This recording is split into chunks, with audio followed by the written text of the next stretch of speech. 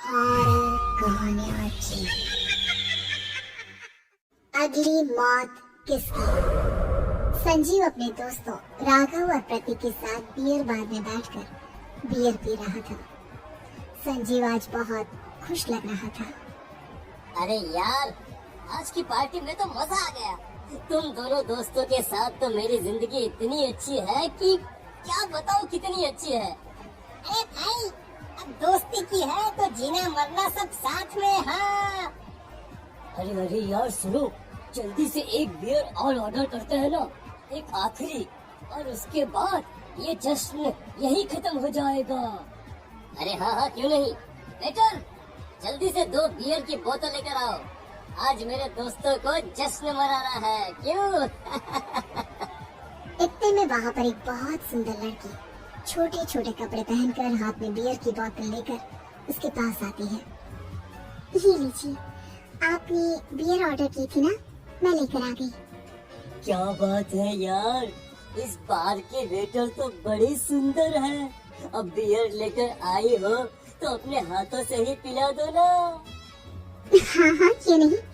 जैसा आप बोलोगे मैं वैसा ही करूँगी। क्या बात है यार, अब तो लगता है रोज यही आना पड़ेगा। उसके बाद वो लड़की उन तीनों को बियर सर्व कर देती है। पार्टी करने के बाद वो तीनों अपने अपने घर जाते हैं। प्रतीक, संजीव और राघव को उनके घर छोड़कर जैसे ही अकेला अपनी कार में आकर बैठता है तो अचानक उसे एहसास होता है जैसे उसकी कार की पीछे वाली सीट पर कोई बैठा हुआ है। वो तुरंत पीछे मुड़कर देखता है। तुम यहाँ क्या कर रही हो? और तुम मेरी कार में कब आई? अरे तुम तो बाहर में वेटर थी ना।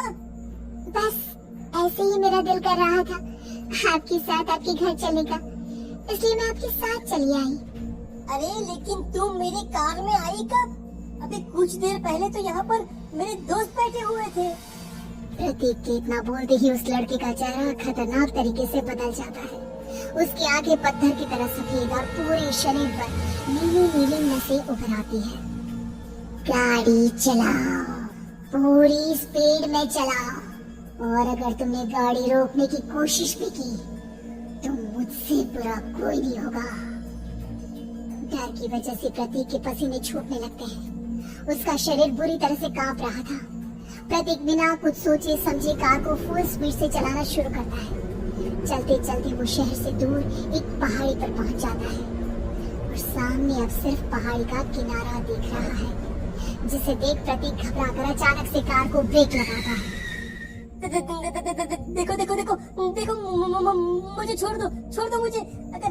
अगर मैंने गाड़ी जरा सी भी आगे बढ़ाई तो हम दोनों नीचे गिरकर मर जाएंगे। ये तो तुम्हें पहले सोचना चाहिए था ना। अब कुछ नहीं हो सकता।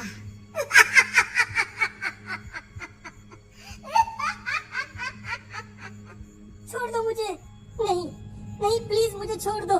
प्लीज मुझे जाने दो। छोड़ दो मुझे। गाड़ी आगे बढ़ाओ।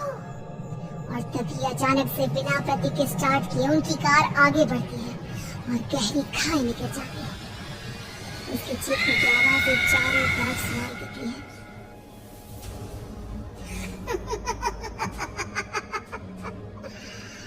तुझे मारकर मेरे कलेजे में जल रही आग को थोड़ी शांति तो मिल गई, लेकिन अभी ये कहानी खत्म नहीं हुई।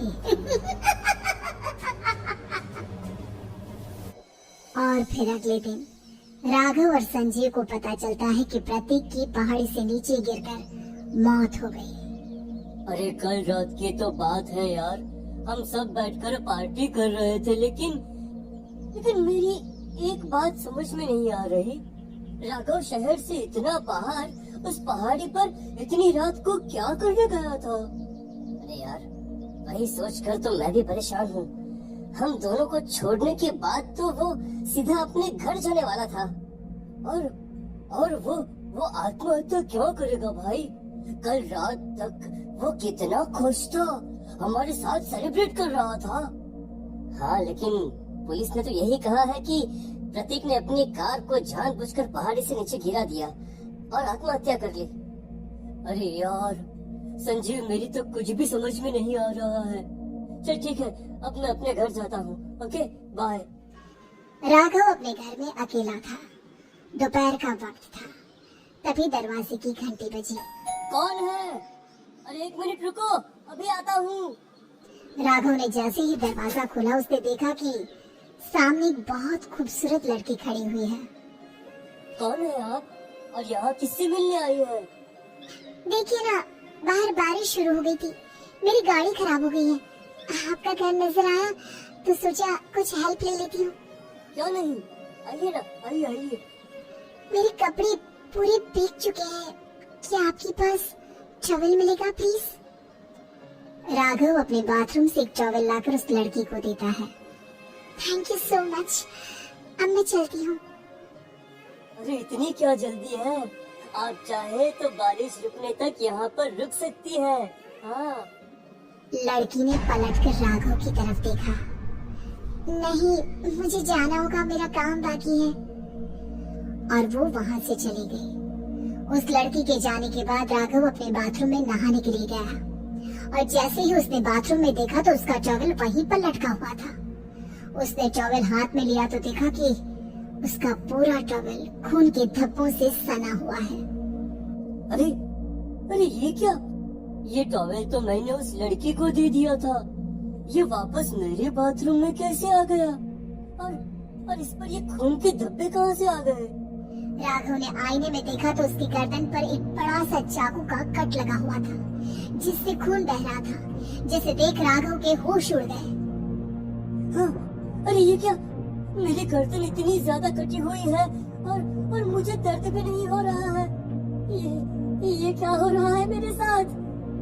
राघव घबराकर बाथरूम से बाहर आया और अपना मोबाइल उठाकर उसने संजीव को फोन लगाया। संजीव जल्दी से मेरे पास आ जाओ। मुझे लगता है कुछ बहुत बड़ी गड़बड़ है, जल्दी आ जाओ। उधर से आवाज आई, लेकिन वो आवाज संजीव की नहीं बल्कि एक लड़की की थी। कुछ अजीब नहीं हुआ है, बस तुम्हारी मौत तुमसे मिलने आई थी और तुम्हें मार कर चली गई। अब तुम इस दुनिया का हिस्सा नहीं हो राघव, इसलिए तुम्हें अपनी गर्दन के कटने का दर्द भी महसूस नहीं हो रहा। नहीं, ऐसा नहीं हो सकता, ऐसा नहीं हो सकता। कौन हो तुम? तुम्हारी मौत। अब संजीव के पास खबर पहुंचती है कि राघव ने अपने ही घर में चाकू से गर्दन काटकर आत्महत्या कर ली। ये सुनने के बाद संजीव के होश उड़ गए। वो पसीने से तरबतर हो गया और एक अनजाना डर अब उसके दिल को सताने लगा। संजीव के साथ ही उसका एक छोटा भाई राजीव भी रहा करता था। अपने भाई को इस तरह परेशान देखकर राजीव उसके पास आया। अरे भैया, क्या हुआ भैया? आप इतने घबराए हुए क्यों लग रहे हैं? प्रतीक और राघव की मौत, मेरा मतलब मेरे कुछ समझ में नहीं आ रहा भाई। अचानक से मेरे दोनों दोस्तों ने आत्महत्या क्यों कर ली? अरे वो तो मेरे भी समझ में नहीं आ रहा है भैया। हाँ, हो सकता है कि कोई परेशानी होगी और इसीलिए उन्होंने ऐसा किया होगा। हाँ, लेकिन दोनों की जिंदगी में एक साथ परेशानी और दोनों का इतनी खतरनाक तरीके से आत्महत्या करना, कहीं ऐसा तो नहीं मैं भी मर जाऊंगा? अरे आप ऐसी बातें क्यों कर रहे हैं भैया? वैसे ही मैं इतना परेशान हूँ। जब से अंजलि ने मेरा साथ छोड़ा है तब से सब कुछ बहुत अजीब सा हो गया है। रोज रात को डरावने सपने आते हैं। ऐसा लगता है जैसे अंजलि बार बार मेरे सपनों में आकर मुझे डराने की कोशिश करती है। अंजलि का नाम सुनते ही संजीव की आंखें फट गई और उसके गले में आवाज अटक गई। उसके चेहरे पर घबराहट साफ नजर आ रही थी। कौन थी वो लड़की जिसने प्रतीक और राघव को आत्महत्या की आड़ में मौत की घाट उतार दिया? और कौन थी अंजलि जो बार बार राजीव के सपनों में आकर उसे डरा रही थी? अंजलि का नाम सुनकर संजीव इतना घबरा क्यों गया? इन सवालों के जवाब जानने के लिए देखिए इस खतरनाक कहानी का अगला भाग।